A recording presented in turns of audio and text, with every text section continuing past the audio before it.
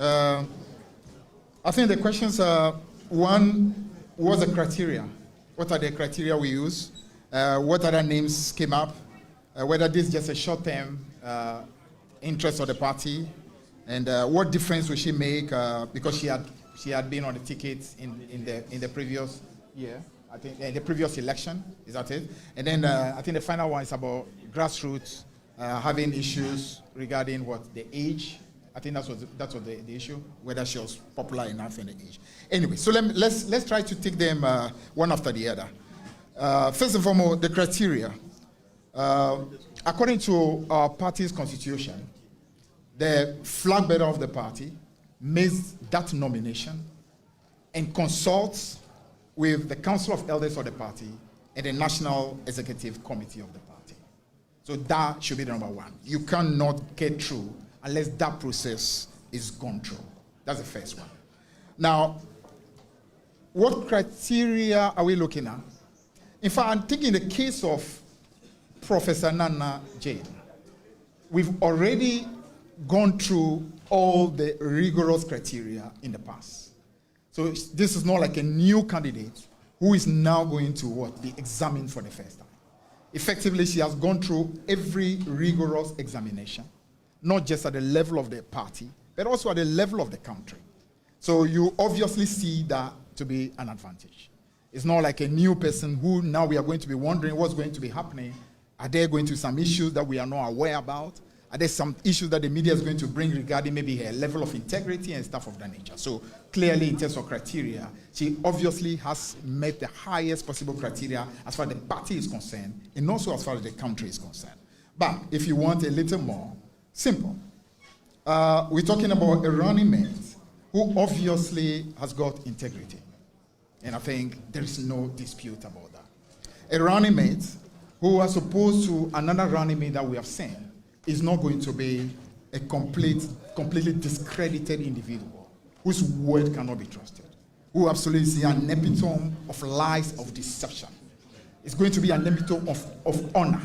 And that is critical, especially after 7 years of having seen the most discredited running mate in the history of our country. It's critical for us to make sure the person we are bringing matches that level in terms of supersedes that level of integrity, supersedes that level of credibility, has honor, has credibility, and can be trusted by the country. So in terms of that criteria, I would say her competence is not in doubt, her credibility is not in doubt, her character is not in doubt, and the people of Ghana clearly are looking for an individual that can be trusted. And our running mates represent that individual who clearly can be way, way, way, way more trusted than the flag bearer of our main opposition. That all of you know is just an epitome of complete lack of credibility. So that is the criteria that we look at. Her competence, her character, her capacity, her loyalty, not just to the flag bearer, but to the party and to the country. And she passes all that with flying colors. Names that were presented. The flag bearer is supposed to make an announcement to us in terms of the presentation of the name that he has chosen. And that actually is what happened today. So the flag bearer came, this is my choice. So then the Council of Elders listened to that. Opinions are therefore brought. At the end of the day, the Council of Elders then brings out their view as to that.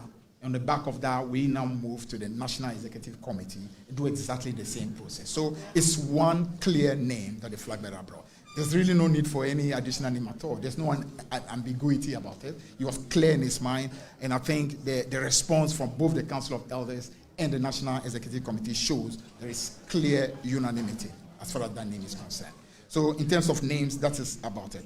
Now, is this in the long-term interest of the party or short-term interest? I'm not really too sure about where exactly this question is coming from. We have an election to win, and we are going ahead to win that election.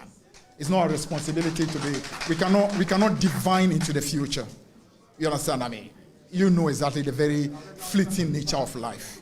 I mean, many of you just heard the news, for example, of a young politician who just passed away, poison. You never know what life holds for tomorrow. So you focus on today.